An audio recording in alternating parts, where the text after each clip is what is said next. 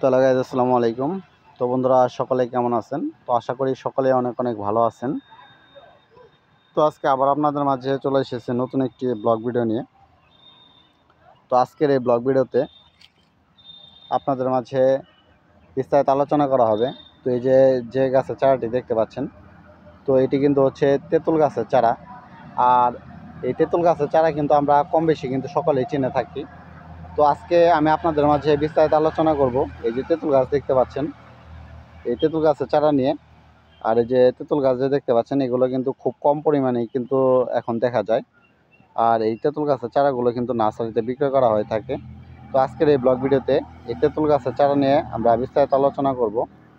আর এই তেঁতুল গাছের চারা কত করে বিক্রয় করা হয়, তো সমস্ত কিছু কিন্তু আজকের এই ব্লগ ভিডিওতে কিন্তু ক্লিয়ার করে দেওয়া হবে। তো এই জন্য অবশ্যই কিন্তু আপনাদের সম্পূর্ণ ব্লগ ভিডিওটি দেখতে হবে। তো আপনারা চাইলে এখান থেকে কিন্তু এই তেঁতুল গাছের চারাটি কিন্তু আপনারা ক্রয় করতে পারেন। তো দেখতেই পাচ্ছেন এখানে কিন্তু তেঁতুল গাছে কিন্তু চারা দেওয়া রয়েছে। এখানে কিন্তু বেশ কয়েকটি কিন্তু তেঁতুল গাছে কিন্তু চারা রয়েছে দেখতে পাচ্ছেন। আর এই তেঁতুল গাছগুলো কিন্তু অল্প দিনের ভিতরে কিন্তু অনেক কিন্তু বড় হয়ে যায়। আর এগুলো কিন্তু হচ্ছে সবগুলো কিন্তু কলম দেয়া কিন্তু চারা। তো এখানে আপনারা যে তেঁতুলের চারাগুলো দেখতে পাচ্ছেন, তো এখানে কিন্তু প্রত্যেকটি তেঁতুলের চারার দাম কিন্তু এখানে 300 টাকা করে। আর আপনারা যদি একসাথে যদি অনেকগুলো যদি চারা ক্রয় করতে চান তাহলে একটু ডিসকাউন্ট থাকবে। আর আজকের এই ব্লগ ভিডিওটি দেখার মাধ্যমে যদি আপনারা কেউ এই তেঁতুল গাছের চারাগুলো ক্রয় করতে চান, তাদের জন্য বিশেষভাবে ডিসকাউন্ট রয়েছে।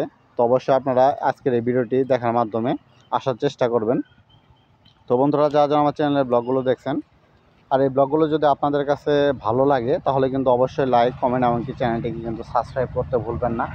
অবশ্যই চ্যানেলটিকে সাবস্ক্রাইব করে যাবেন। তো সকলে ভালো থাকবেন। আবার দেখা হচ্ছে নতুন ব্লগে। আসসালামু আলাইকুম।